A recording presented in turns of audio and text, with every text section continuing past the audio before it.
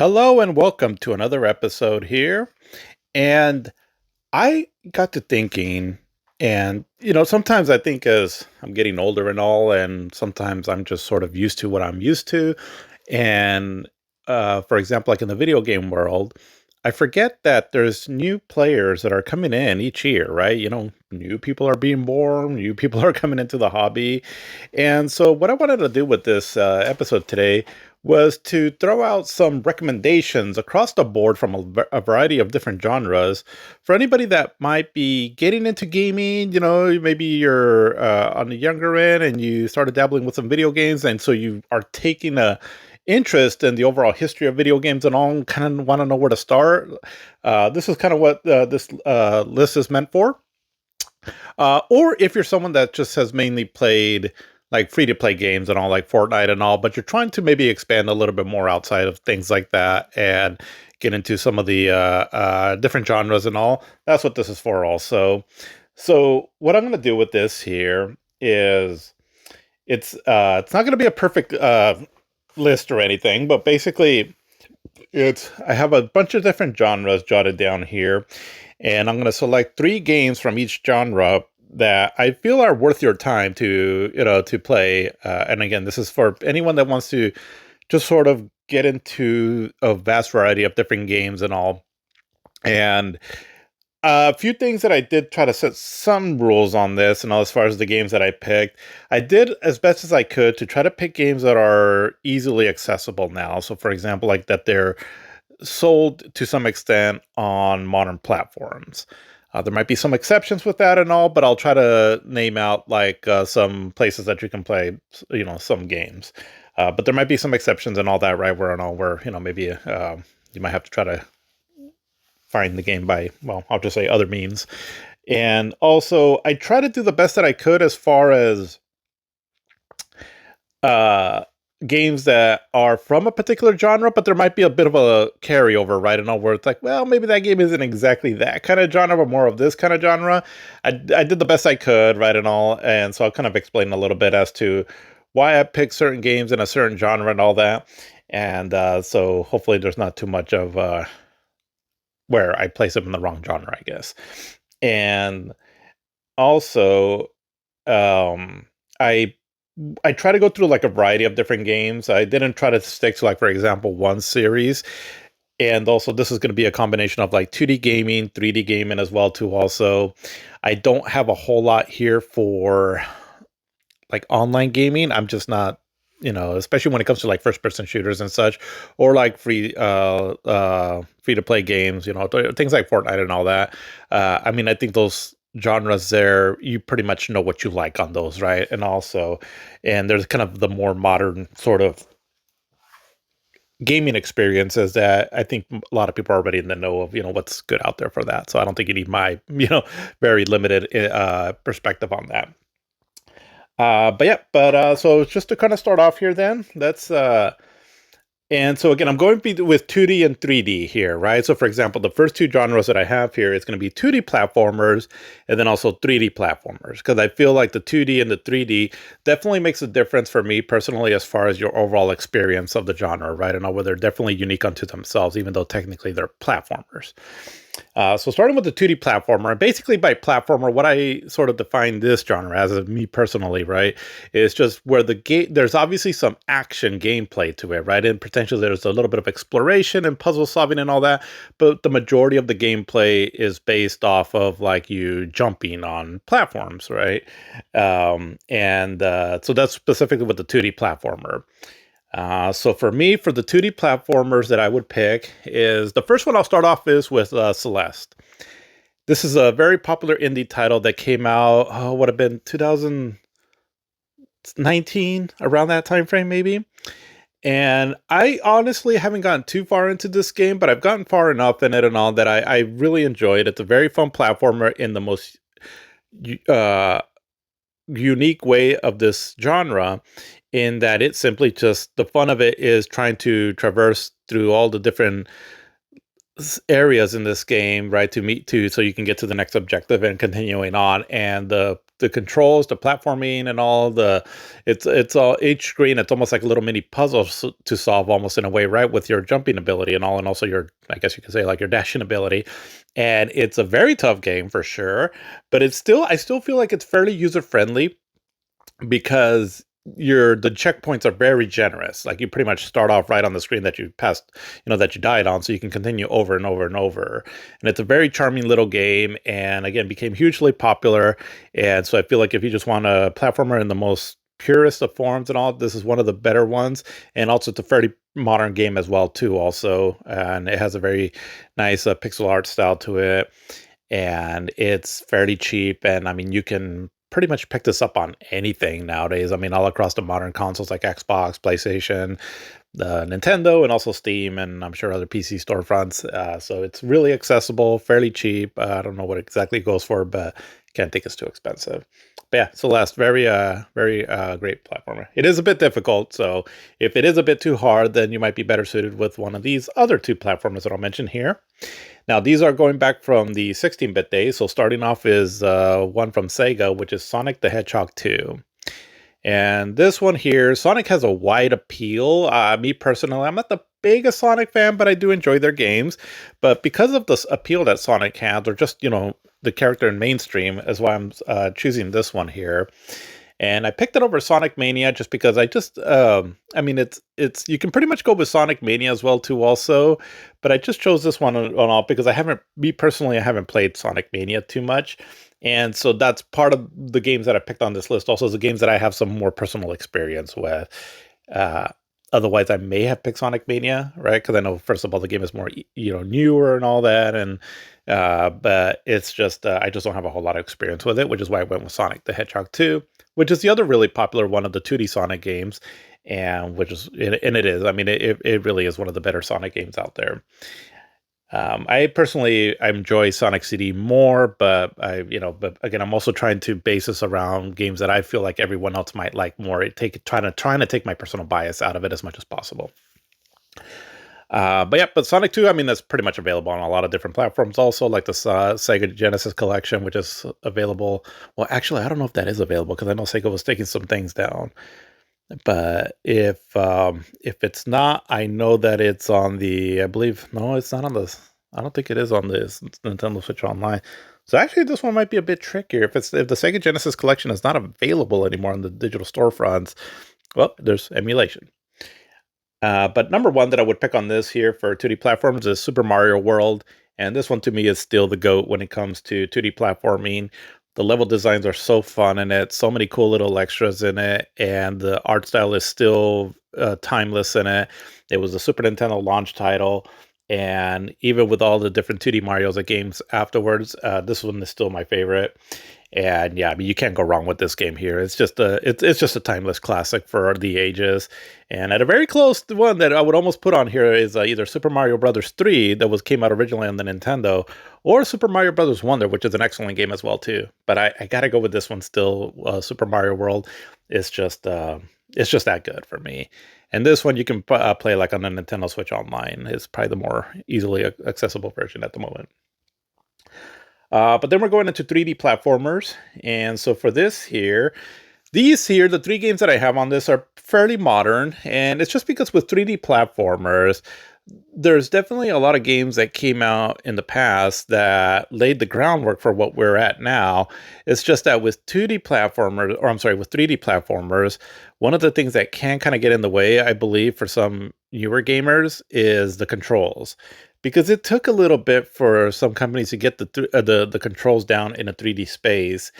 And so, for example, like Super Mario 64, which is known as to be one of the greatest games of all time and one of the most influential games of all time, the camera controls on that and all can be a bit wonky. That might throw off some new gamers. And so that's why, for example, like that one there, I didn't include in this. So just FYI, right? So you can kind of see where I'm coming from with these picks here. But starting off, for the first one that I have here is for Donkey Kong Bonanza.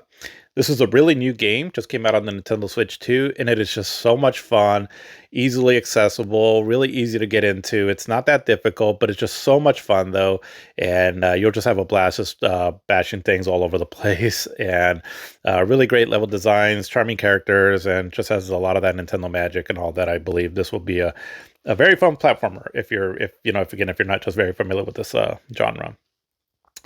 But then at number two, oh, and Donkey Kong Bonanza, so that's on the Switch too, right now. Little expensive, I know, but again, I'm not talking about price or anything here, right? And I'm just talking about the game itself. But then the next one that I have here is Super Mario Odyssey. And for me personally, this is my favorite 3D Mario game out there. It is just so full of fun ideas and all the different forms that you can take with throwing your hat at various different things. It's just a lot of fun to explore the levels on this. And it's also not too super hard, so it's fairly accessible, right, and all to a lot of new game players. And also, because again, it's a more modern Mario game, the 3D controls on this and all, I mean, they're really spot on and precise, right? As much as you can expect anyways in a 3D game. Very fun game. One of my favorite games of all time also. And yeah, just a great game and my personal favorite 3D Mario game. But my number one that I have for the 3D platformers is a game that actually surprisingly surpassed Super Mario Odyssey for me, even though it takes some inspiration from it, but that's Astrobot on the PlayStation 5. This game just blew me away with so much of its charm and fun gameplay, very accessible gameplay, innovative use of like very simple but creative power-ups and all. Just a charming game that for me almost exceeds, if not more than exceeds, like the Nintendo charm, right? That a lot of their games have. And I was just so surprised by that. And admittedly, a lot of that has to do because of all the Astrobots that you can collect on it, which is, definitely, harkens back to my nostalgia, my nostalgic brain, right? And for just reminiscing on a lot of these old games that I used to play before. But even outside of that, it's still a very fun game, and definitely for me, currently my favorite 3D platformer of all time. And it was surprising, but after I played it and beat it, I was like, I do think I like this one more than Super Mario Odyssey. So there you go. All right, so next up I have 2D action games. So these are action games that have platforming in them, but the emphasis is more on the action of it, right? As opposed to just like the platforming part of it. And so what I have here for is I'm going to start off with a new one. And this one that just came out this year, and I'm actually still going through it, but I'm pretty far into it. But I already just love this game a lot, and that is Shinobi Art of Vengeance. And so this is a new entry in Sega's classic ninja action game series. Just a blast to play. It's the combos that you can do in this are so fun. Joe Musashi in this game here is one of the funnest 2D characters to control, and I'm having a blast with it. It's really fun. It is in some sense a bit style over like actual difficult gameplay or challenging gameplay. Not to say it's not hard. It's just it's a little bit different from like some 2D action games that you might have been used to in the past for anybody that's played that is used to playing 2D action games in the past. But it's still hella fun though. I can't deny it that. And because of that is why it's still, I mean, it can be challenging, but it's still fairly accessible, and there's a lot of accessibility options on there that you can kind of fine tune the challenge on it. I think it's a good entry point right to 2D action games for like new game players. But then the next one that I have on this is Castlevania Rondo of Blood. Oh, and for Shinobi Art of Vengeance, again, you can pretty much get that on pretty much all the modern platforms, Xbox, PlayStation, and Switch and PC. But then after that, I have Castlevania Rondo of Blood. And for this one, I picked it for two reasons. I love the Castlevania series, specifically the 2D ones. And I really enjoyed when they were still more action based, as eventually they became more Metroidvania based. And for me, this is not quite my favorite one, but I put this one here because I can understand why this seems to be the more favorite one of more people, right? As opposed to my personal favorite, Castlevania Bloodlines. So that's one reason there. I kind of have to go with the popular pick on this one, and also because it does have a lot of branching paths and all that. So I feel like that kind of ups up the replayability value on it. But also, I picked this one as well too because it's going to kind of tie into another pick that I have on a different genre later, which I'll go over that later. But yeah, great game. It's a definitely fun vampire slaying action, and excellent soundtrack, and just a great action game overall. But at my number one, though, that I have for 2D action is Gunstar Heroes. Oh, and sorry, going back, Castlevania Rondo Blood. Right now, I mean, you can buy it on the PlayStation 4/5 on their digital storefront, which also includes another game that I'll talk about later. But yeah, my number one, Gunstar Heroes, from the original and the Sega Genesis. This is also available like on the Sega Genesis compilation. Again, I'm not quite sure if that's still out on digital storefronts. But if not, then emulation would probably be the best way to go. Because I know that they were selling some games too, also like on Android and things like that. But I don't know. I just know that Sega went through they were cleaning the house on a lot of their games. I don't know why they did that. But anyways, Gunstar Heroes. I almost wanted to put a Contra game in here, but when it comes down to it, like a run and gun shooter and all, this is my favorite one for me. It is just so much fun, full of that Treasure Magic. So if you don't know Treasure, who they are, they're these really excellent Japanese developers that would make a lot of very unique and fun games back in the day. And for me, this is still, well, not quite my favorite game from them, and we'll touch base on that a little bit later. But awesome run and gun gameplay, very fun characters, awesome boss fights, great level designs, the combination of how you can customize your weapons and all that, and then how you can combine them together to make a unique, different kind of weapon. It's just very fun and great music, just all out blast to play, and definitely was one of the games that for me defines what the Sega Genesis experience was, which is just very fun, fast gameplay, and yeah, just a total blast, and probably my favorite 2D action game. But now we're going into 3D action. And so again, this is more where the emphasis is more on action. Although one of them it kind of crosses the border between, I guess, a different genre that I have on here, but I put it in this category here. But I guess just let me know if you would consider this just a straight out action game or maybe something else. But one of them, though, that I have is Gears of War 2. Now, really, I will say, right, if you're just trying to play kind of like the best of the genres and all, Gears of War 2 for me is my favorite one in the series and one of my favorite action games of all time. Well, 3D action. It's just amazing. The Gears of War games are awesome. Especially if you were like used to like cool action movies from back in the day. But it's just a whole lot of fun. The camaraderie behind it, between your characters and all, is great. Has cool alien action on it where you're chopping up all these, or chainsawing, I should say, all these locust kind of monsters or aliens or whatever they are that come out of the ground. A lot of fun, excellent graphics, excellent music, very cinematic, an amazing series, right? I mean, really, if you end up liking Gears of War 2, definitely, play the whole series, at least the original trilogy. The other part 4 and 5 aren't bad, and also Gears of War Judgment, but 1, 2, and 3 were really excellent, and especially part 2. So if you do end up liking this game, then you have all those other games to look forward to also, right? And as far as the story goes, can you play this one if you don't play the others? Yeah, I mean, you lose out a bit of the camaraderie right from the first game. So realistically, I would say the whole series and all, but if you can absolutely only play one, you do miss a bit by, not playing the first one, but you'll still have a fun time. The stories aren't too super complicated, but you do get more of a backstories and all that, right? From some of the characters and all that. The impact of the characters and some of the moments that happen in the game, right, may not be as impactful, basically, right? If you don't play the first one. So just FYI. But Gears of War 2, right? As far as the game itself, definitely, for me personally, the best one in the series. But next up is, so actually I should say that all these games that I have in this category here are all sequels of sorts. And so, again, I would recommend the whole series, but if you just want to play one, right, and then this is where I would go to, which is more specifically with this next one, which is God of War 3. I mean, I really like part 1 and 2. I think they're great. They're not the most easily accessible, though. And so that's why I picked this one, because you can play the Gears of War, or I'm sorry, God of War 3 on the PlayStation 4 and 5. God of War 1 and 2, though, they're available like through streaming only. And so that's why I went with the third one here. The only problem, though, is that the third one literally picks up right where the second one left off.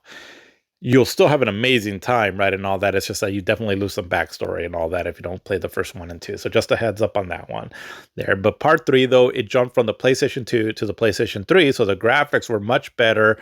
The gameplay was more expanded on. Some of the set pieces of this game and all are just the most epic I've ever seen in a video game. It's just absolutely insane. Some of the things that you end up doing in this game. And it's a very brutal game and all, but just absolutely love it. And yeah, I mean, if you want like a lot of chaos and cool hack and slash gameplay with amazing graphics, amazing bosses, an awesome Greek mythology backdrop and all that, with a cool, very angry character as your protagonist, you'll love this game here. Now, just gotta know that if you're new to gaming and all that, God of War, because you're going to hear about the new God of War games, then this one is from the older God of War games, I guess you can say. And the older and the newer games are very different, where these are more hack and slash and all, where the other ones tend to be more adventure-like kind of. Part of the same series, and it's all in their canon overall, but just, very different in gameplay-wise. But this one you can buy it on the PlayStation 4, and it's backwards compatible with the PlayStation 5. And also backing up a little bit on Gears of War 2, so that's available on the Xbox and also PC as well. But then the one that I have, I don't know if it's my favorite one, because all three of these, I almost like them equally, but it's Uncharted 2 Among Thieves. And this is the one that it's like, I guess, it could be also considered like an adventure game, but I definitely like the action gameplay on it and all, which is why I place it here. And so for this one, just, again, it's the second in the series.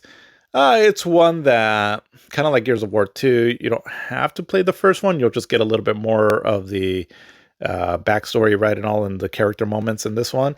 But the story, it's pretty good and all, but really, this is more about the adventure that you're going through on this specific game. And it's a lot of fun, a lot of great action set pieces. Definitely one of PlayStation's most popular gaming series out there. And yeah, it's Uncharted 2 Among Thieves. It's just very cinematic. Almost feels like you're playing like a kind of like a cross between Indiana Jones and a James Bond movie, only a really good one. And Nathan Drake and Sully and Elena and all, they're just hella fun characters to go on this journey with, and just some amazing moments. And the midpoint of the game, like what you go through, which is kind of an extended set piece, one of the coolest action stages or whatever you want to call it, right, in a video game of all time. Just amazing. It's just involves a train, I'll say that. But yeah, excellent games. But now we're going into 2D adventure, and so for these here, basically 2D adventure for me, it's anything that, yes, there's platforming, yes, there's action, but a bigger emphasis has to do like on exploration. And so for the most part, the games that are here, and most games that I would consider in this genre, would be Metroidvanias, basically. And so this personally is one of my favorite genres of all time. So the games that I'm going to mention here are definitely, well, I should say two of them are some of my favorite games of all time. One of them is on the verge of becoming one of my favorite games of all time. I'm still working my way through it, but I'm having a blast with it, and that is Hollow Knight. So I'm picking this one. I know Silksong is all the rage right now. I barely started playing Hollow Knight recently, and I'm still going my way through it. But I got about 16 hours into it now, and I'm going through it. I've definitely been advancing, and I am in love with this game. It is so good. I don't know why I've just put this game off for so long, and I only started playing it more recently because, again, this hype behind Silksong. And with Hollow Knight, it's pretty accessible. You can pretty much find it anywhere. And actually, really quick, Uncharted 2, so you can get it on the Nathan Drake collection on the PS4, which is also compatible with the PS5. But with Hollow Knight, you can pretty much buy it on everything now, right? It's accessible on pretty much everything that's out there right now. But while it might be easily accessible to buy, this is a very difficult game. So if you're new to this Metroid genre or video games in general and all that, this might not be the friendliest place to start, because this game is very difficult unless you just end up having a natural knack for these kind of games, whether it fits your interest or your skill level. But I am loving this game. I think it's so great. I love the atmosphere to it. The gameplay is so good, so precise. So even though it's difficult, it definitely gives you the tools to try to succeed in it. And it just has a certain mystery to this game, very solemn kind of vibe to the game and all that I'm just absolutely loving, which has kind of been a staple of the Metroid genre games also too. At least the some of the earlier innovators of this genre anyways. And yeah, I'm just absolutely loving it. But if it does prove to be too difficult, though, and all that, right, then maybe you'd be better served with one of the OGs of the genre that kind of started it, and that's Super Metroid.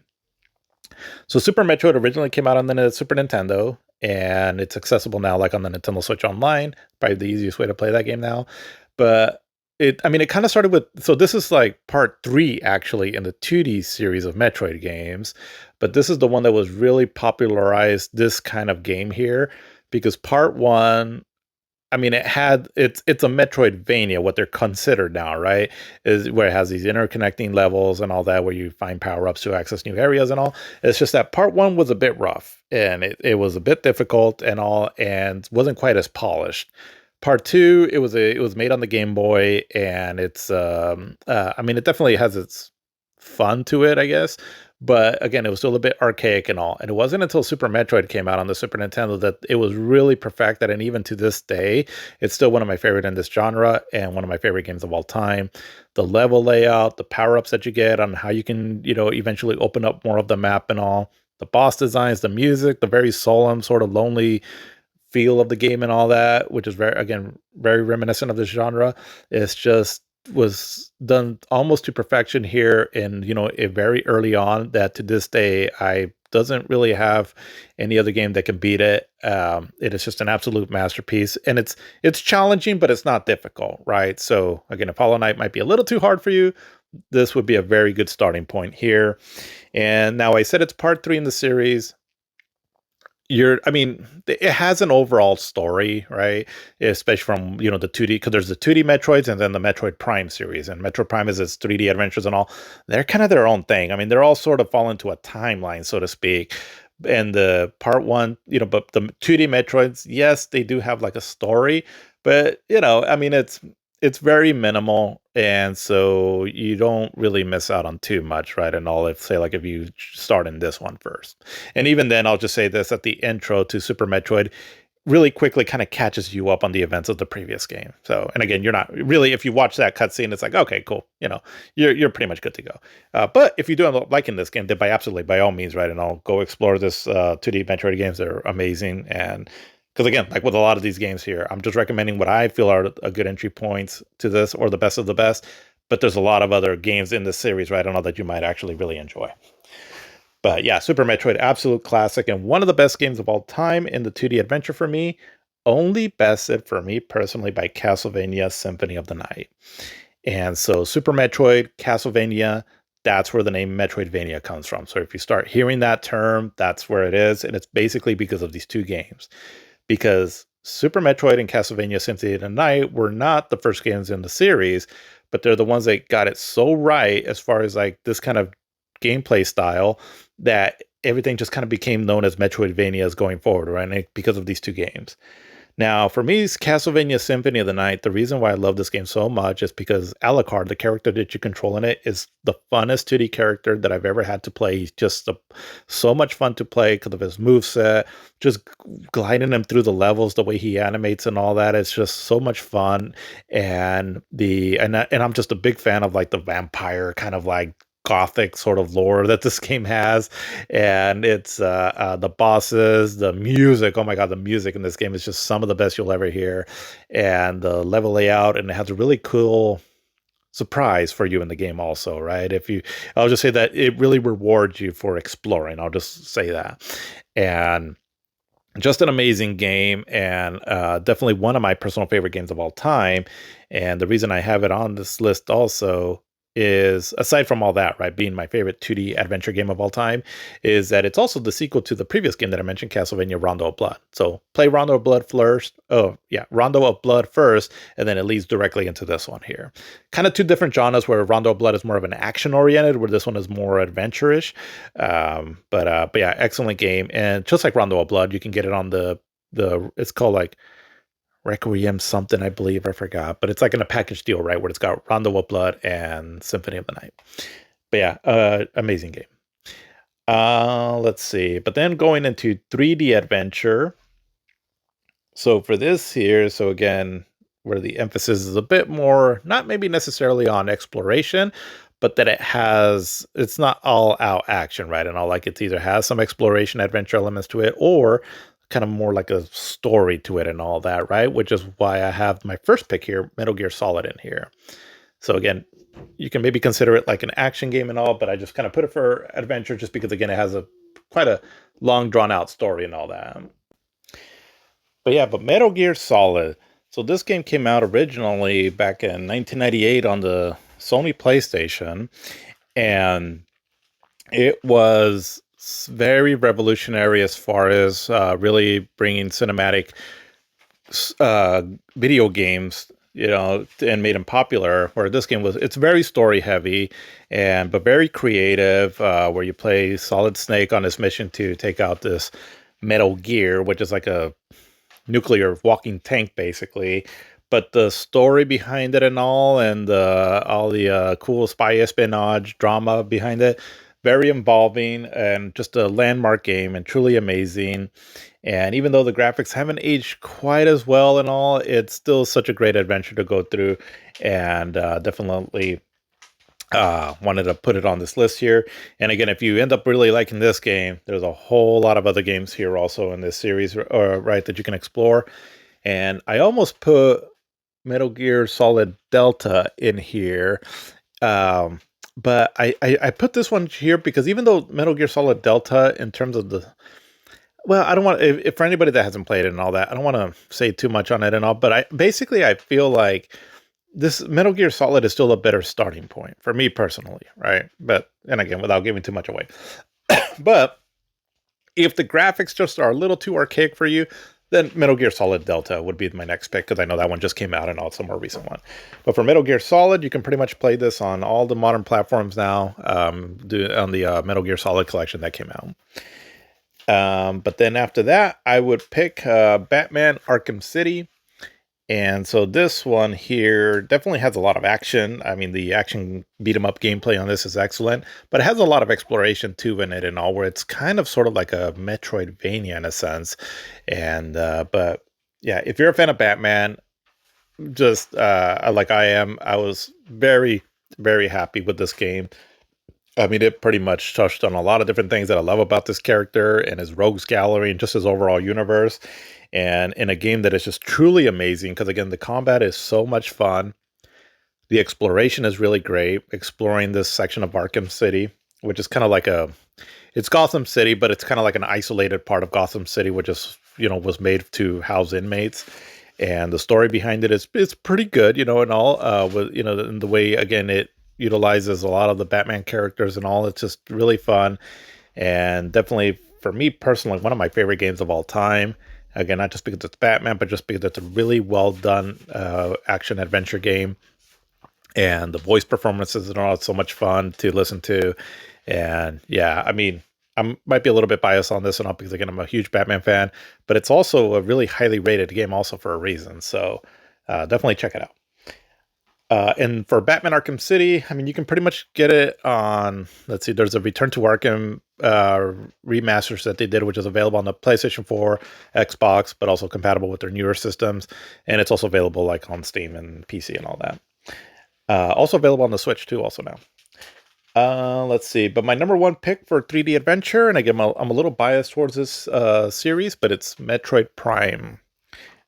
Specifically Metroid Prime Remastered, so the one that came out on the Switch recently. And everything that I said about Super Metroid pretty much stands with this one, but going into 3D really made the game, really elevated the immersion of this series for me personally, to see everything through Samus's eyes in the first person perspective. It's just absolutely stunning, and one of the most amazing adventure games and all that I've played, because I just love, again, it's very much a Metroidvania, only in 3D, which I'm a big fan of. I just love the level designs and all, how everything kind of interconnects, and the sense of like constant rewarding and all that, right? Now, when you find a new power up to access a new level, it's just very addicting to me. Beautiful game, amazing just overall atmosphere to this game. One of my favorite games of all time, and I'm very excited for Metroid Prime 4 Beyond. But yeah, Metroid Prime Remastered, excellent game. And again, the remastered one that you can get on the Switch and compatible with the Switch too is definitely the best way to play this game. All right, so now we're kind of switching gears here a bit, and so now we're going to shoot 'em ups. So shoot 'em ups, basically, they were really popular at one point back in the 8-bit and 16-bit days, and they kind of died off a little bit, but they've been finding some new life with the indies, with popularity of indie games. And so for this year, I kind of combined like 2D and 3D all together. But for one that I would put on here is G Darius. And so this is from the Darius series, where it's kind of an odd sort of setup where a lot of your enemies are like robotic fish or sea life, enemies, which is kind of strange and all, but it works, and they're a lot of fun, really tight gameplay, difficult but not overly difficult like some of the games in this genre can be. And the graphics, this one here, they went with sort of a 2.5D look because originally it came out on the PlayStation. And a lot of fun, great bosses, and just a really fun shoot 'em up action. And one of my favorite shoot 'em up soundtracks of all time too, also. And that's one thing that I look for in this genre here and all that. It's just that it has a really great soundtrack, just because so many of them have set the bar really high that it's just kind of a given that I want a really good soundtrack in this genre here. And G Darius definitely has one of my more favorite soundtracks in this genre. But you can get this one. There's a Darius collection. I have it on the Switch, and I believe it's on the PlayStation and maybe on the Xbox as well too. But G Darius, excellent game. Then I also have Star Fox 64.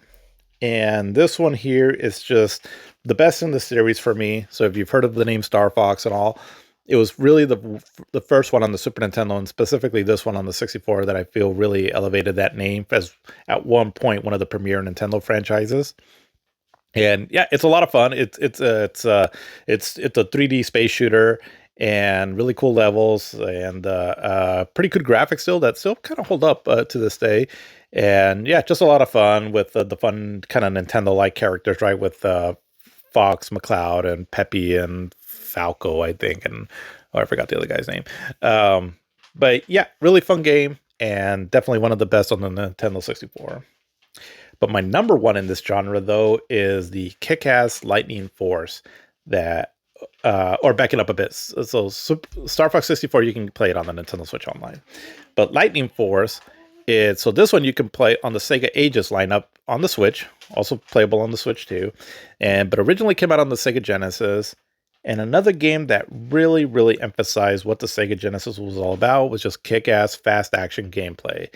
And I mean, the levels on this is awesome. The shoot 'em up action is really fast, but not too overly difficult. Like, it's not quite like one of those bullet hell games, but still very challenging though. But so much fun. The bosses are amazing on this. The graphics are really colorful and very detailed. And I mean, you'll definitely be on your toes in this game and all, right? Just trying to get through. Cool weapons, and the way you select them and all, you get like 5 weapons, I think. All of them are very varied, so you can use them, to your, so you have some strategy in the game right on how you're going to beat certain parts. And yeah, just a very fast action gameplay on it, and just very intense. And part of what makes it very intense also is the soundtrack that just drives this game, which is just so cool. It's like kind of a combination of like heavy metal and a little bit of techno-ish almost in a sense, and just really made that Sega Genesis sound chip really, really rock out. And it's one of my favorite Sega Genesis games. I can't say enough about this game. Very challenging, but it's the good kind of challenge, and really intense shoot 'em up, which is one of the traits that I look for in this genre. Let's see. And then next up, I have our beat 'em ups / hack and slash. So basically what this game is where you're just going along on a playing field and you're just beating up the bad guys, right? Through like various combos and all. And also, or you're hack and slashing, right? Like for example, if the way of attacking is like with a sword or something like that. And one of the things that make this genre really fun is also playing it in multiplayer as well too. Because, so you basically grab a buddy and just go at it, right? And so for the first one that I'll talk about on this one here is a recent one that came out just a few years ago. It's the Teenage Mutant Ninja Turtles Shredder's Revenge. And so there was a lot of cool beat 'em up games with the Ninja Turtles name back in the day on the 16-bit systems. But this one here, this modern one, for me, I feel that it's better. I mean, it's better than for me than Turtles in Time.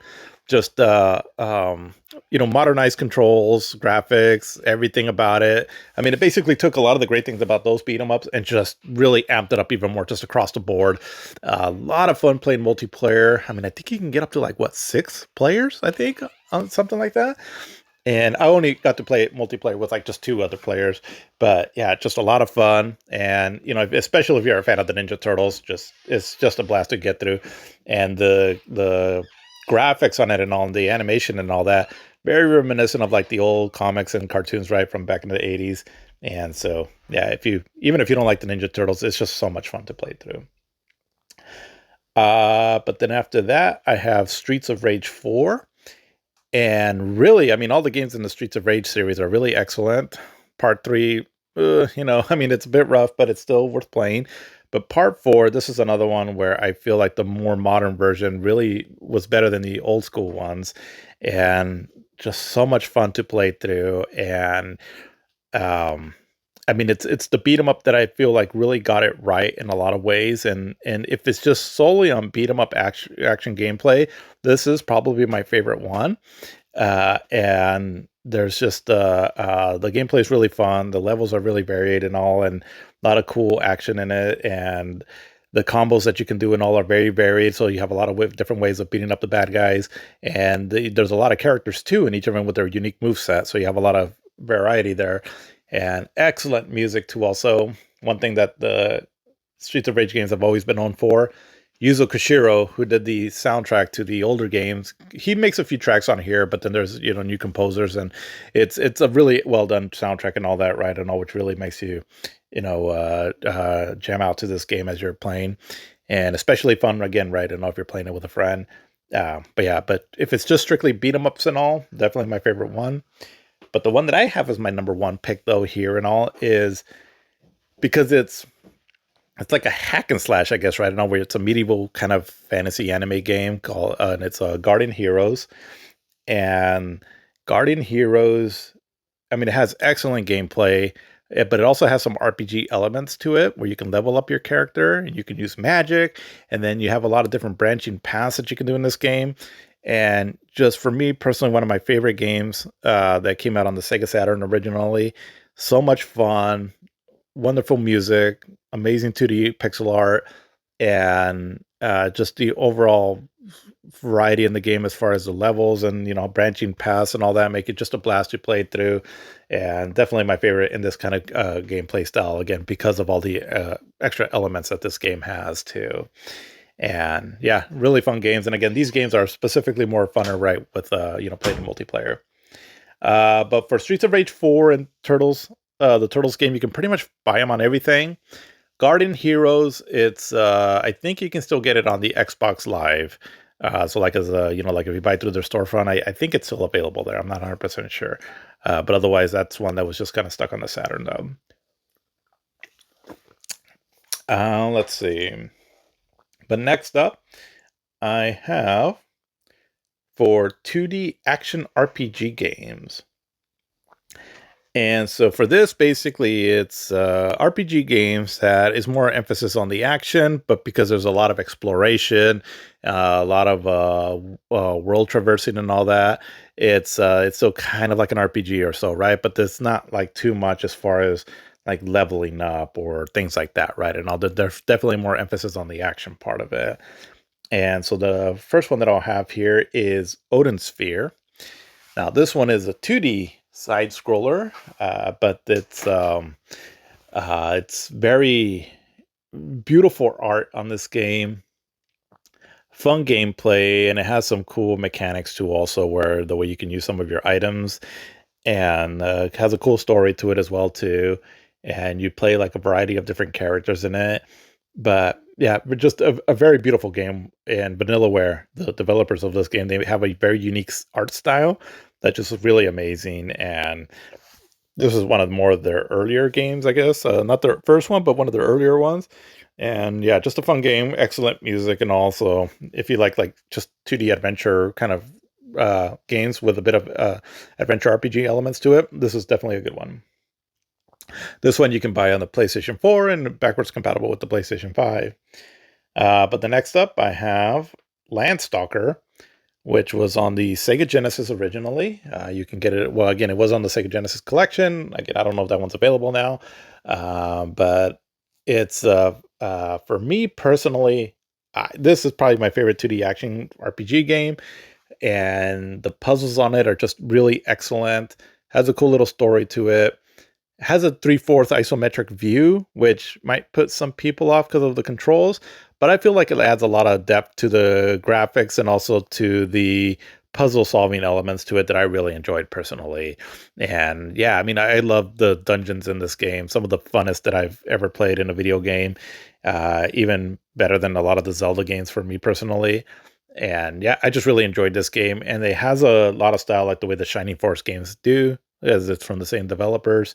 So if you like that kind of art style and all that the Shining Force games had on the Genesis, and I think you'll appreciate this one here. But number one pick that I'll have, just because I know this is going to be a fan favorite for a lot of people, and rightly so, it's The Legend of Zelda: A Link to the Past. And so this one originally came out on the Super Nintendo, but you can play it on the Nintendo Switch Online. And pretty much what I said about Landstalker, I mean, it's fun action RPG gameplay where it's just so much fun exploring Hyrule and going through the dungeons, and the boss battles are really fun as well too. And it has a cool little story to it as well. And yeah, I mean, it's just it's basically how you're traversing through the overall land, right? And all where there's so much to do, so, like the every screen is almost like a little puzzle and all that, right? That there's maybe something there for you to find or solve or something, right? And the reward of it and all is it's very addicting. So yeah, so just a great game. But then we go into 3D action RPG. So kind of the same with 2D, only now, as far as like the gameplay styles, done in 3D. And so one that I have for this is Kingdom Hearts. Definitely this one has a lot of emphasis on the action part of it. I mean, you do level up and all, but I mean, there's a lot of action in it and all, which is why I consider like a 3D action game or action RPG game. But I, you know, I picked the first one because I feel like it's a very appealing game to a lot of people where the character designs of Tetsuya Nomura from Squaresoft and Final Fantasy does part of the characters on it, and then also there's a lot of Disney characters in it. So I feel like it has a lot of appeal, right, and all that a lot of people can get into. And it really is as charming as it sounds. This is from when Square and Disney were really popular, and so combining both worlds together seemed a little odd, but then when you play the game, it just makes sense, and it is just a very magical game, really. It's got a very great story, and the action gameplay is really fun, and it's just a lot of fun going through a lot of these Disney worlds and all as Sora, Donald, and Goofy, and a lot of cool things you'll see along the way, right? Again, especially if you're a fan of these franchises and all from both companies here, just a lot of fun. This one you can buy on the PlayStation 4. You can get it on Steam now, I believe. And yeah, just a lot of fun. A lot of fun. Just know that if you like this one, there's a lot of other Kingdom Hearts games. It's just that this one, I feel like the story is fairly understandable and all. I think it's got a good story to it and all that. Things get very convoluted afterwards, which I personally kind of like, but just it does get very convoluted. So just heads up on that. But then the next one that I would have on this is Mass Effect. Now, this is the one here where I'm pretty much including all three of them, Mass Effect 1, 2, and 3, because they really are all connected. So if you start with one, you have to kind of play all of them, right?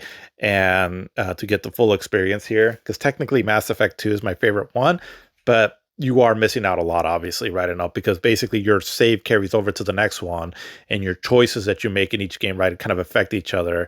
And while, yeah, they do have a way to sort of streamline everything, if you jump into like 2 or 3, you really are missing a lot if you don't start with the first one. So that's why this one, I'm basically, when I say Mass Effect, I'm saying the whole series. But just excellent space opera sort of games that kind of combine like Star Trek and Star Wars and Battlestar Galactica all at once. You make your own choices in this game and all, which have real consequences in the overall story. And there are some RPG elements specifically in the first one, but they really streamlined them in 2 and 3 that it definitely feels a lot more action than RPG. And so I feel because of that, it's very user friendly and all to get into. But they're pretty long games though, and also it kind of feels like a really long action game. But because of all the choices that you can do in this game and all the characters you interact with, and you do level up and things like that, I still consider it an RPG. But yeah, Mass Effect, it's one of the most ambitious storytelling in a video game. Not necessarily because it's my favorite story, which I think is really good, but it's just, again, the way that where your choices really matter in this game, and they still made the overall story pretty cohesive overall, where it feels still fairly well glued together, and again, without giving away too much, there was some controversy with the ending. I'll say that much, right, to the overall end of the series. But outside of that, though, the journey overall there, right, is more than worth taking. And you can pick this game up on the Legendary Edition on pretty much every modern platform now. So yeah, I mean, it's a great series. But then at number 1 that I would pick on this for 3D action RPGs is The Legend of Zelda: Ocarina of Time. And I mean, this game originally came out on the Nintendo 64. Nowadays, you can play it like on the Nintendo Switch Online, or there's also the 3DS version. But there's also a really cool way you can mod this game too. Like if you have a PC or really even an Android device, and that is my favorite way to play in the game now, because it kind of combines the best of the Nintendo 64 version with the 3DS version. It's just a really cool version to play. But yeah, I mean, it's one of the GOATs of all time, right? The greatest of all time for video games, and GOATs of all time. Great. That's what it implies. But I mean, the puzzle designs, the pretty much everything I said about like a Link to the Past, all rings true with this one. I just feel like this one also bringing it into 3D really brings out the immersion of the experience. And I mean, the puzzle designs is so much fun. The exploration in this game that you get to do with unlocking all these different items and all, and the sense of discovery. It's just one of the greatest experiences for those reasons there that I've ever had in a video game. I mean, it's one of the highest rated game of all time for a reason. And even though a lot of that is probably because of nostalgia, not only for the game players, for the reviewers back in the day, but it really was groundbreaking and one of the most influential games of all time. And I still hold it as one of the greatest here, which is why I definitely wanted to put it on this list here. But next up is so so the way I kind of categorize these new categories is old school RPG and new school RPG. So I'll start with the old school RPG. What I mean by this is basically I kind of consider games in this style here that have to do from like either retro based, like even if it's a newer game, but if it's more like retro inspired, where it's basically like turn based, and you have an overworld map, you explore towns, you buy equipment, level up, things like of that nature. There is sort of what I consider like old school RPGs. More specifically, the ones that would land in this category, even though I know there's some more modern ones like Sea of Stars and all, but is games from like the 3rd through 5th generation. And so with and this right here is actually one of my favorite genres too, also of all time. I just love the game. A lot of the games in this cat genre here. But I'll start off with Phantasy Star, which was originally on the Sega Master System. You can play that game now on the Sega Aegis lineup on the Switch. And I picked this game because if you really like this genre and all, I think it's cool to see where a lot of it kind of started. And it wasn't the first RPG by no means, but I feel like the leap in quality that we got in this one as compared to like its previous games in this genre, like Dragon Quest or Final Fantasy, was kind of a huge leap up because it's an old school RPG. It's very grindy and all that. Again, the Sega Aegis one streamlines a lot of that, but it is a very beautiful game still, and just a very fun adventure that I can never get enough of. And so if you're open enough, right, to go back and try an old game and all, it's definitely one of the better ones here that I feel like holds up better than some of its other contemporaries, again, like Dragon Quest and Final Fantasy. And just an amazing experience, and for me personally, one of my most important video game of all time, because it's kind of what got me into not got me into video games, but really made me really love the hobby. But then we jump up to something on the fourth generation, and I got in here Chrono Trigger. And I mean, you've probably, even if, if you're a new gamer and all that, you've probably heard of this game, Chrono Trigger. One of the best of all time, also. And it's just because the story is just very, the way they did the time traveling mechanic on it, it's kind of like Back to the Future in a lot of ways, where it simplified things, but it made it so much fun to go back in time and all. And this game, and then you couple that with Akira Toriyama's artwork, the music is amazing in it, and just is a very fun adventure. One of the best you'll partake in, and it's not too super challenging or long, so it's very user friendly in that sense also.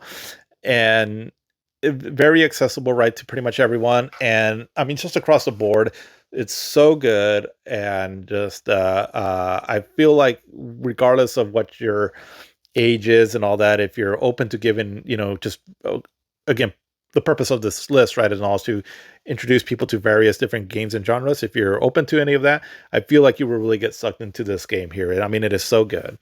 And I mean, as far as for modern ways of playing it, you can play it on Steam. There's a version on there, which is not bad. There's ports that you can get on the Android and iOS, which is, I mean, they're serviceable. Otherwise, you'd have to either bring out the Super Nintendo or a Nintendo DS or emulation, right? But the first one that I will pick on this, it's my favorite game of all time, and that's Final Fantasy VII. This game was just highly influential, was a mega hit when it first came out in 1997 on the PlayStation. It is so good to me, even with all its flaws and its somewhat blocky characters and all that. Just the overall epicness of this game, the journey you can go into, the gameplay, which is again kind of like Chrono Trigger, where it's it's an RPG, but it's not overly complicated and all that. Just I mean, again, kind of like Chrono Trigger also, if you don't know much about video games, you've probably at least have heard of the characters, right? Cloud, Barrett, Aerith, Sephiroth, and all that. And they're just popular for a reason. This game sometimes gets a little bit hate because it's like, it's so popular that people want to hate it kind of thing. And, it has its flaws for sure, but it's also very popular for a reason. And I can't recommend this game enough for anybody that is, again, willing to partake in any kind of like an old school RPG. And yeah, just for me, the GOAT of everything. But I still feel that you would get some enjoyment out of this and all, especially if you really like say, for example, if you're going off of these picks, if you like Phantasy Star, then you really like Chrono Trigger, I feel like this would be the next evolution up, right, for you. And for Final Fantasy VII, I mean, you can play it pretty much, again, it's available on all the modern consoles. But another one too, kind of like Ocarina of Time, there's a really cool way to mod it, and that you can play, like for example, on PC and the Steam Deck. That is a really cool way of playing that game. I'll just say Seventh Heaven if you Google that, if you wanted to go down that route. But then next I have new school RPGs. And so for this, basically, it's I'm kind of considering games from like the sixth generation and on, because they kind of started moving away from like the generic overworld map and and going into towns, buying equipment and all. It's not that you don't do that. It's just that now things are a lot more immersive, a little bit more realistic in some senses and all that, or just more expanded stories and all. And so for these here, the ones that I have is so I'll start off with Persona 5 Royal. I've started playing this game. I'm a little ways into it, but it's just full of style, very fun, turn-based action. But because of all the different like graphical styles on it and all, and the very involving story, it's definitely feels like a modern game for sure. And I mean, it came out originally in the PlayStation 3, and then it got an upgraded version, the Royal, and the PlayStation 4 and modern systems, and now it's on the Switch. So this one's also available on pretty much everything. But the Persona series, I haven't been too familiar with, but they've been a very popular JRPG series for a while now. And so I also got to put this one on here because I personally like what I've played of it, but also because I understand that it is a very popular series. And so, again, if you're open to RPGs, I have a feeling you're really going to dig this one. It's just the style in this game is so awesome, and really cool soundtrack and all, and very involving story. And they're kind of like life simulators and then slash crazy zany JRPG style, but they're so much fun. Very long game though, from what I've heard. Like I said, I'm not too far into it, but from what I've heard, they're really long games. But then after that, Cyberpunk 2077 or 2077, I guess. And this game, just very modern, pretty modern game, right? I mean, the gameplay mechanics and all this is going to get more complex now, right? With the gameplay mechanics of it and all. But the cyberpunk setting that it puts you in, very, very detailed and immersive. And again, I'm not done with this game yet, but I've gotten quite a ways into it and I'm loving a lot of it. And I mean, if you don't know, this game had a really broken launch, but they really patched up this game to be something else, and just a very cool experience. And again, you can pretty much play it on pretty much everything, and there's a really good port on the Switch too as well too, which I was kind of surprised. And the nice thing about this one is that if you for some reason you end up liking it so much and you get multiple copies, your save file carries over to all the different versions. So you save it like up on a cloud, and then say, like, for example, like I played, if I really want to play it on the big screen TV and get really immersed in the graphics and everything about it, I'll play it on the Xbox Series X, which looks amazing on there. But then if I want to take it on the go, I mean, I could play it via cloud if I had internet, but I can also play it on the Switch too, and my save file carries over as long as I save my save file to the cloud, and then I can play it on the Switch too on the go. So yeah, really accessible game, and just an amazing cyberpunk game that it's it's just very cool. And but number one that I have for new school RPGs for me personally is from the same developers of Cyberpunk 2077, which is CD Projekt Red, and that's the Witcher 3 Wild Hunt. This is more of a dark fantasy. Again, this game is pretty much available on everything, and I believe it also has um, where your save files carries over. And yeah, just a very immersive game and all that. It's the open world to it and all. It's just so fun to explore. There was just so much lore and story to this game. I mean, it's filled to the brim with things to do, and that's what makes it so fun. Is because a lot of the side content in this and all is very well done, and it's just one of the best games for me to get lost in, because there's just so much coolness to it overall that it's definitely, I mean, for me personally, one of the best games of the more recent modern times, even though, God, it's been 10 years now since it came out. But even, I mean, the game still looks amazing.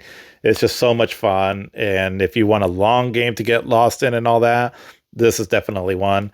Kind of like Cyberpunk 2077, though, if you're new to games and RPGs and all, this one, a lot of the mechanics behind it and all the way you craft things and equip your character and all kinds of stuff, it can be a little complicated at first. So maybe not one to start off in, but definitely one that I feel like you would have an absolute blast with and all to eventually get into and just get lost in this world. It's so good. Um, but next I have is open world games. Now, this is where, again, it's, because you can say like The Witcher 3 is an open world game, right? And all, but I put Witcher 3 in RPG just because it has a lot of RPG mechanics to it, right? Leveling up, the way you customize your character and your skill set and all that, right? I feel it's very RPG like and all that, where open world games, I put more specifically where games where it's obviously very open world-ish, but there's not a whole lot as far as like leveling up and things like that. I mean, you can customize your characters and skills and things like that, right? And all to an extent, but I don't feel like it's as in depth as say like an RPG would be, right? So that's kind of how I put these in here. Again, this is not a perfect list and all that. It's just I really wanted to put these three games though in here also. So open world games, again, these are like the big long games, right? And also you're going to be spending a lot of time in these as well too. And also like with the previous games in the new school RPG. So this is where, maybe you're want to play maybe one at a time on these here because you're going to be in here for a while. But the first one that I have on here is Grand Theft Auto 5. I mean, it's kind of what popularized the genre. Well, the game series anyways. Grand Theft Auto 5 is a mega hit of a game, which, I don't even know if I have to recommend this because you've probably played it. Even if you're not into video games, it is so popular. And it has a very popular online scene. And so, I mean, there's not a whole lot more I can say on this. It's just that I'm going off of the single player campaign, and it is a very fun game, very cool to explore the city, get into all your criminal shenanigans and all that you're going to get into this game. But it is very funny, cool mission structures.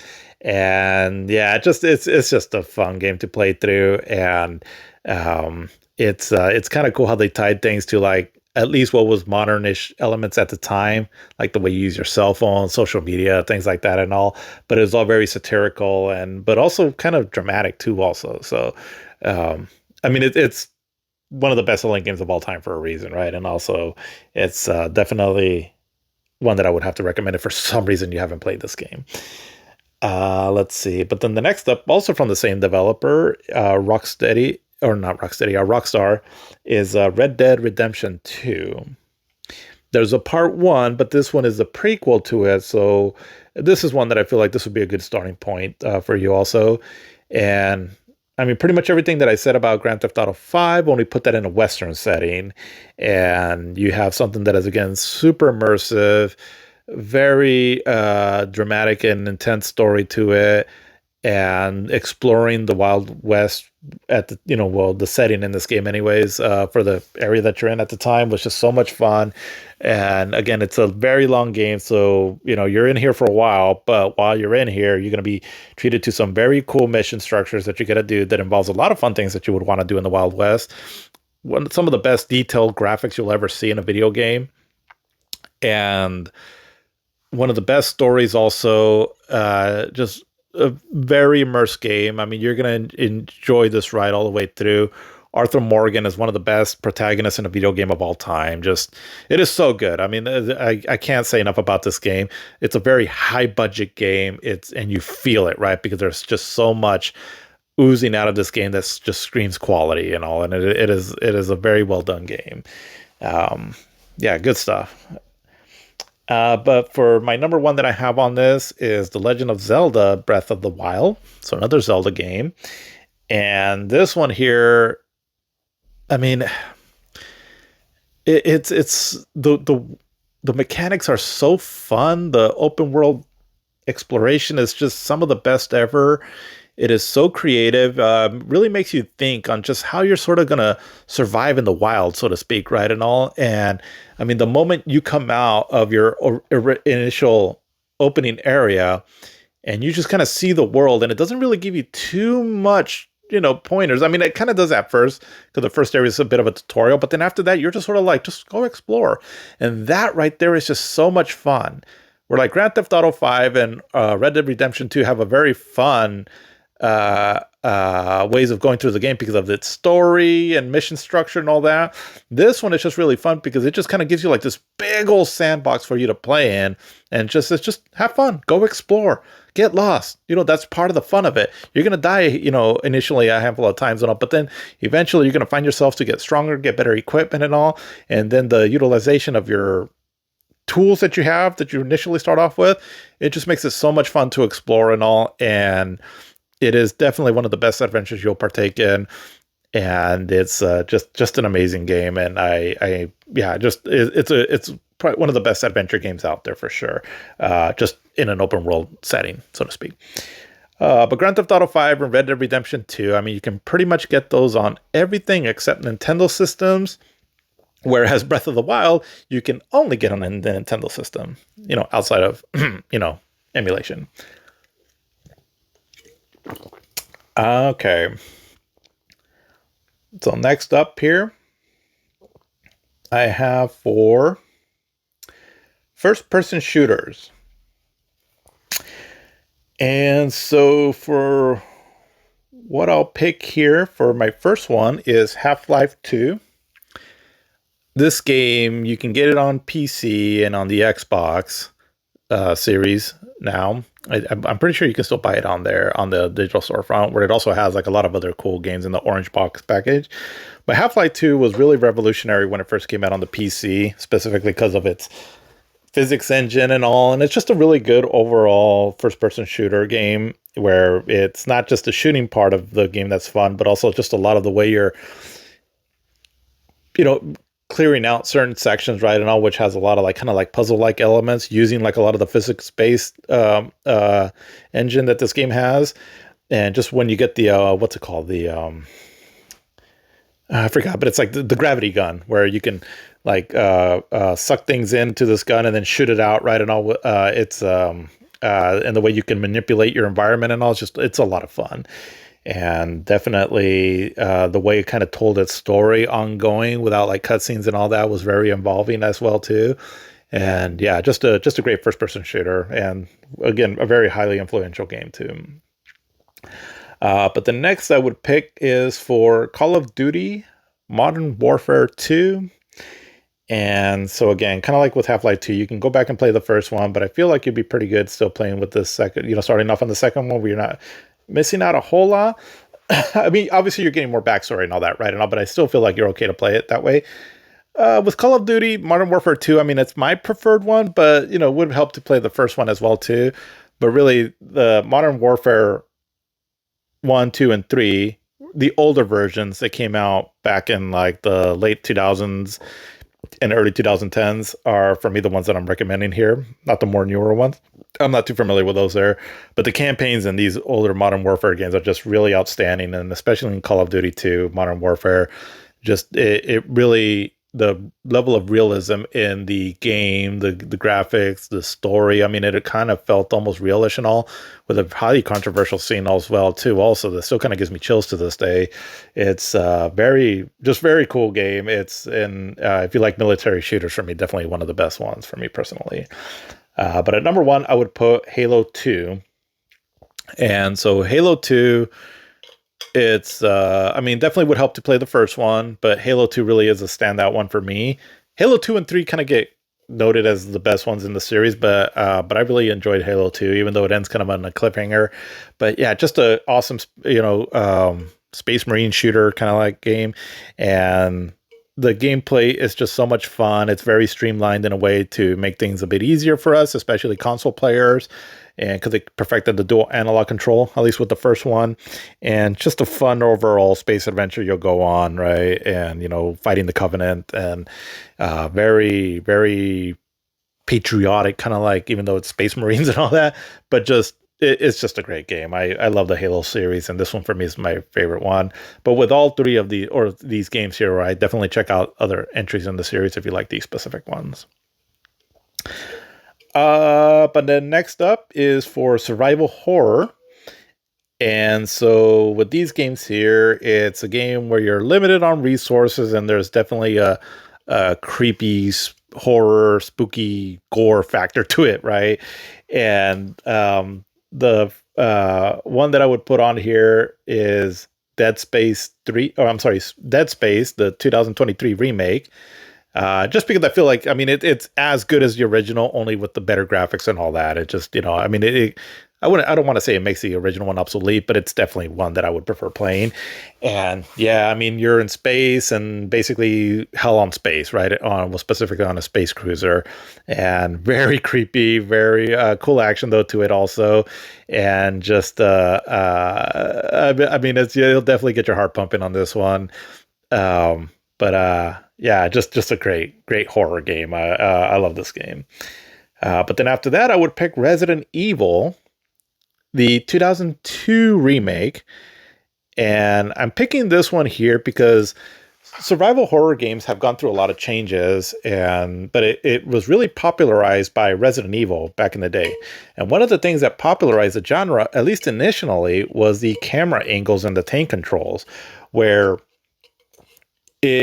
whether if it was done on purpose or not, it definitely, the kind of clunkish controls, it also, for me personally, added to the level of tension to the games, right? Because you're like, oh crap, here comes a zombie, how do I turn, and all. And so I still wanted to include a game that controls like that. But the Resident Evil 2002 remake really enhanced the graphics, the playability of the game and all that, and just made it a better version of what they were probably originally trying to go for with the original one. They just didn't have the technology for it. But yeah, Resident Evil, that one, it's a great game. And again, it's even for non-gamers, right? And all, I'm sure that's a name that people are very familiar with. And I feel like this would be a good starting point.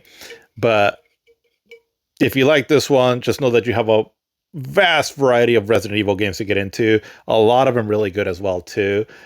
So this is not my favorite Resident Evil game, but I wanted to include one that had these kind of more tank controls and all, so you get to experience that as well too. And like I said, right, there's tons of Resident Evil games here that I'm sure you can really enjoy too. But another one I wanted to include too also is Silent Hill 2. And this one here, I would say the remake. The original one is a bit hard to access.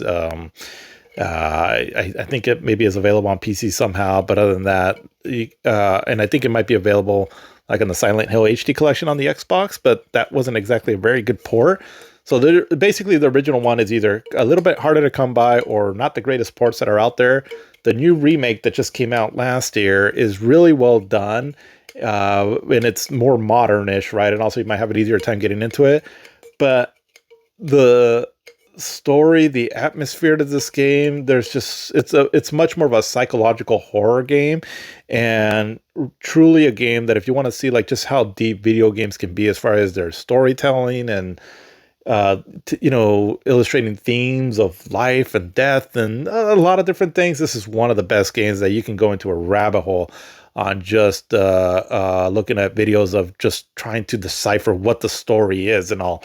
And so if you like things like that are kind of cryptic and all and lets you use your thinking, as far as what happens in it and all, one of the best games for that. Just absolutely amazing game. Silent Hill 2 is amazing.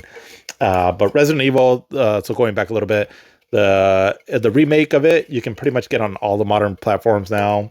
And Dead Space, the remake 2023, again, I know you can get it on PC, Xbox, and PlayStation as well. Let's see. So then after that, so we go with strategy games. I'm not too super familiar with this genre, so I'm just going to kind of pick some of the more obvious ones, I believe, anyways. But so strategy RPGs is where it's like an RPG, like a turn-based RPG and all, only there's a lot of strategy involved in it as far as where you're placing your characters to attack your enemies. A lot of times you have a big party, right? And also a big part of the gameplay is, again, right, and all that you're trying to win these battles with how you're moving your battle units about and so forth, right, and all. I like this genre. It's just that they can sometimes be a bit demanding, and it's so they can be a little intimidating to get into at first, but they're still very cool though, right? And very rewarding if you do end up really liking it. But on that note, because they can be a bit intimidating to get to, the first one I would suggest going into is Shining Force. And so for Shining Force, originally came out on the Genesis. Again, it's on the Sega Genesis collection, but like I said before, I don't know that one's available, and I know that there was versions of on Android and maybe PC, but again, I don't know if those versions are available, but easy to emulate if it comes down to it. But Shining Force, I picked this one just because, it can be a little intimidating at first, right? And all that, and all as far as where you place your characters and all that. And, but it's definitely one of the more user-friendly strategy RPGs that I've played. So it kind of really streamlines the process. And also I would start here, so you kind of get a sense of what this genre is all about. And on its own, it's got a cool story, very cool artwork and music and all that. And and it makes strategy fun. I think it's a good starting point if you want to start getting into this genre. But then after that, I would pick Final Fantasy Tactics. And this is a very popular game, which is going to be re-released here soon. I think later this month in September, right? But it's one of a fan favorite for a lot of people in this genre, taking the Final Fantasy name. And it's but this one's going to be a little bit more complex, right, and all, so just kind of know that going into it. But what I've played of it and all, it's cool story, amazing music, cool strategy RPG gameplay, which is fairly still user friendly on it and all. And I haven't beaten the game, but I've gone pretty far on it, so enough to say that this is a pretty cool game, and it's definitely worth checking out. But then one that I've gotten into fairly recently here is Unicorn Overlord. And this is one that was developed by Vanillaware, who they've done the other game that I mentioned, Odin Sphere. So their 2D artwork is amazing. I mean, this game is worth checking out because they have a fairly lengthy demo available that it looks stunning, right? It's almost worth checking out just for the graphics alone if you like 2D art. Cool music and all that, but it's not super complicated. I mean, even someone like me that is not familiar with this genre, I'm figuring it out. But it seems a bit kind of involving though, right? As far as like how you need to strategize your characters, who to place or who to send into battle, right? Depending on who you're fighting, making sure your characters are equipped and all that. And it's fairly user-friendly and all that. But again, if you're not too familiar with this kind of game, start off with Shining Force, I would say, so you kind of get an idea what you're getting into. Let's just happen to be super smart and all that, then just forget everything I just said. Let's see. Oh, and for Unicorn Overlord, you can pretty much get it on everything too. But then we jump over to the fighting games. And so for this here, I'm going to start off with. Now, again, everything I'm saying here is more single player or like playing. Well, I guess I play some of this online and all. So, this is a very, because it's a fighting game, but fighting games are very unique onto their audience that they're targeting, right? And also like each series, it's like some people really like a certain series, right, for specific reasons and so forth, right, and all. So I try to pick kind of a variety of them and all, but the first one that I would pick is for 2D fighting games, which is Street Fighter Alpha 3, my personal favorite game of all time, or for fighting games, and just an absolute blast to play through. Really precise controls, awesome characters, cool 2D art, great music too, also surprisingly for a Street Fighter game, and just a very, very competitive game and all. And the controls are very tight, where I feel like it gives you the tools to be competitive. And it's just a matter of figuring it out and all. But that's the fun part of it and all that, right? That it's very technical, but it makes it fun to learn that technicality of it. But then for a 3D fighting game, I have Virtual Fighter 5 Ultimate Showdown. I almost wanted to put Tekken 8 in here and all, which is probably going to be the more popular pick, but I just had to give love to Sega. And I feel, though, that just the preciseness of this game and all that maybe it's not quite as user-friendly as, say, like Tekken. But I feel like if you feel like you're getting pretty good and all that and want to be rewarded for like your skills and all as far as a sense of accomplishment, I prefer the Virtual Fighter games over Tekken for that. And the Virtual Fighter 5 Ultimate Showdown, the most recent one that's come out, I feel really nails that. And so again, right, it's maybe not the most user-friendly game and all to get into, but I feel like if you're getting pretty good at this kind of fighting games and all, I feel like you would be like the reward for your skill and all, right, in a series like Virtua Fighter. But if you're just more of a casual fighting game fan and just want to just play, for like kind of like in a party setting and all, and just have access to a bunch of characters and all that, then I would pick Super Smash Bros. Ultimate. I mean, it's a fun game. Anybody can get in there and at least, have fun just mashing buttons and all, and just a variety of characters you can get on it from all kinds of different video games franchises. Just makes this game just so much fun to get into. And so for Street Fighter Alpha 3, you can get it on a lot of different things on pretty much all the different systems on like Capcom Fighting Collections. Virtua Fighter 5 is now going to start becoming available on pretty much everything, right? Because it was on the PlayStation 5, but then I think it's recently coming out even on the Switch, I think, here soon, and the Xbox, and I think PC, I think.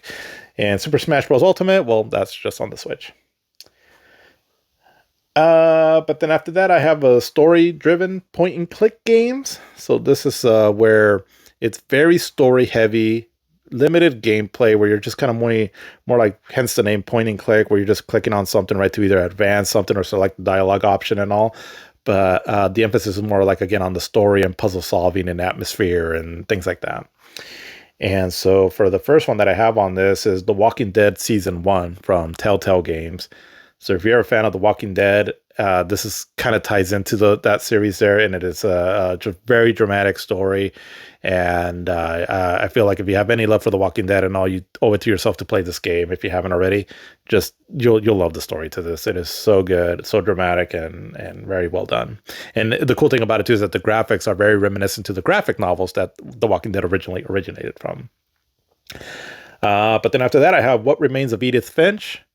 Oh, and Walking Dead, you can pretty much get it on everything. But What Remains of Edith Finch, it's a very clever, very unique, creative, again, point-and-click adventure game where you're just trying to figure out the mystery of your family. And so you go into this kind of like a mansion, and just as you're discovering the backstories of a lot of your family members and all, very creative, and the way it tells the story of all these different family members is very unique and all, and just a very, I'm using this word a lot in this, but very unique adventure, and definitely worth checking out. Not that long of a game; it's only like 2 hours or so, but it's almost like watching almost like a really cool indie movie. But my number one that I would pick, and this is one that it's not easily accessible because What Remains of Edith Finch, again, you can pretty much get it everywhere. But my number one, I'm gonna have to really advertise that you emulate this, but it's so good though, and it's Snatcher. And so Snatcher was one of the earlier games of Hideo Kojima. So he had already done the first two Metal Gear games, and then, or well, actually, I don't know. I think he did. But Snatcher was amongst the first games that he did, and originally came out on a Japanese PC, but then eventually got ported over to the Sega CD, which is a version that I played. And it's a story-driven game. You know, you selecting different dialogue options and all to advance the story, and it just kind of gives you like a cutscene, right? And or not. It's just kind of like a little snippet of a scene on what's going on. Very anime influenced and all, and very influenced by things like Blade Runner and Terminator. But the story is so good in it, and it's still kind of unique unto its own. Very kind of crazy Kojima style storytelling. But it is just a cool overall adventure, and lots of twists and turns to it and all. And absolutely a lot of fun to play through, even though there's not a whole lot of gameplay. There's just like some shooting segments, but they're pretty limited.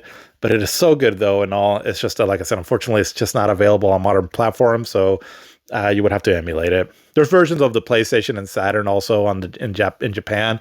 The Sega CD version, as far as I know, was the only one they actually got ported over here to the States. So that'd be the one that I would suggest emulating, and probably because it would be easier to emulate as well too. But for puzzle games, so I'm not too big on puzzle games, but I do enjoy them from time to time. And so first one I would have here is this game called World of Goo. And you're like these kind of like these black ink blots, and you sort of connect them together to form like platforms or bridges and all that, so that you can eventually advance in each stage and all. And then, you know, each stage obviously gets, you know, progressively harder. Originally was on the Wii, but I think you can get on the Switch now. And I played the Wii version back in the day, and actually I had a lot of fun with it, you know, for someone that's not too much into these games, but definitely would recommend that one. And then also Portal, that would be another one I'd recommend, which Portal you can get pretty much on everything, but just great puzzles, a lot of fun. And I've gotten a little ways into it, but I haven't been it. But I've just been having a lot of fun figuring out these puzzles, and definitely a brain buster. But that's part of the fun of it, right? Portal 2, from my understanding, is really great, but I haven't played that one, so I can't, you know, in all good faith, recommend it. But but if it's anything better than Portal, then yeah, absolutely, I'm sure it'll be amazing. And my number one, which again, you can pretty much play on everything, is Tetris. It's the GOAT. It's a puzzle games and all, and one of the best selling games of all time. You probably already know about it, but yeah, definitely Tetris. Okay, let's see. So kind of wrapping up here a bit. So for racing games, so if you want to bit, I'm not too much into like really realistic racing simulators. But I would pick like Forza Horizon 5, which is somewhat realistic, but still a bit arcadey. Mario Kart 8 Deluxe. Oh, excuse me. Forza 5 you can play on the Xbox, PlayStation. Now you can play on the PlayStation now on PC. But Mario Kart 8 Deluxe, which you can play on the Switch, just a really fun racing combat game, and one of the, you know, it's really one of the more popular ones too. Also, I mean, it's one of Nintendo's best-selling games. And then also Burnout Revenge. So this game, I think you can still get on the Xbox store, digital storefront. And yeah, just crazy, awesome, intense gameplay where you're the point of where you're crashing into other other cars. A lot of fun to play through. Very intense. I love that game. And for last here, and sorry, I'm just kind of wrapping up here. I got to go pick up my daughter here in a bit. But for the last set of games here that I have, is for light gun games. These are going to be kind of hard to play just because, again, I know light guns aren't really accessible anymore now. But I would start off with Terminator 2 Judgment Day, the arcade one. And I remember having a lot of fun with that game, and I just love that movie series. But then also Virtual Cop 2, which, again, that one's kind of hard to come by, but it's on the Sega Saturn originally in the arcade. Really fun light gun action. But my favorite one, though, in this is the House of the Dead 2, specifically the Dreamcast one, which you can also play on the Wii. It's a lot of fun, great zombie shoot 'em up action, super cheesy, but that's part of its charm. It did come out recently with a remake of it, but I heard it's pretty horrible. So I would probably suggest trying to find the Dreamcast one or the Wii one. And so then for sports games, now again, sports games, that's a very broad term. So I'm just going to pick three games here that I personally have fun with that I think are well, two of them I feel like are fairly accessible, right, to anybody, and even if you don't are not a fan of that particular sport, because I feel like with sports game you're either going to like it or hate it, depending if you're just a fan of the sport or not. But I would say NBA Jam from whether if it's the arcade version, the one that's on the Xbox Live, or the Sega Genesis or Super Nintendo versions from back in the day.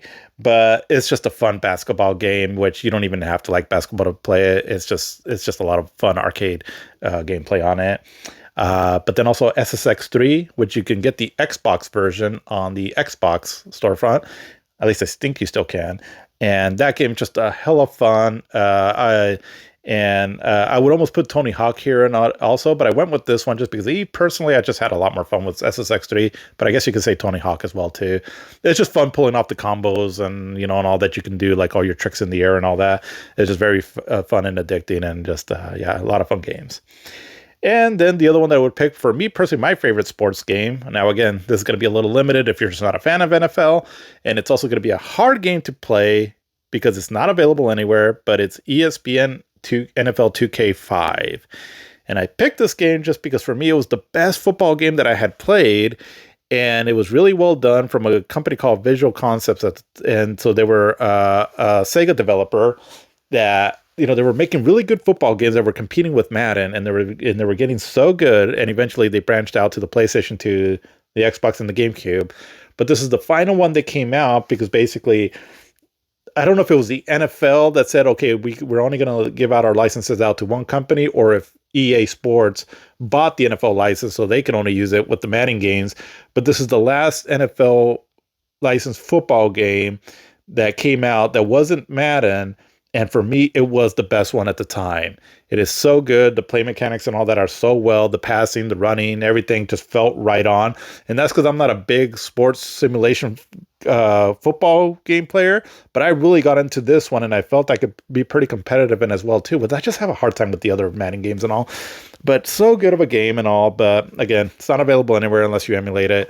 And also, obviously, it's from an older roster, right? From back in the 2004's, season of football. But it was cool though because they released it for $20 also, and so it was just a cool, very consumer friendly move that they did back then. And I just, it's just kind of sad that it went out the way it did. But yeah, that went on for a little bit longer than I thought. So wanted to just give my take on all that there for games that I feel would be good to get into in some of these genres. I'm sure I missed certain genres. I'm sure maybe I didn't get some of the games in the correct genres and all. So you'll just have to forgive me for that. But I still feel, though, that this was a good point. So here for it to start off on some of these great games here. But that's all I got on this one. Till the next.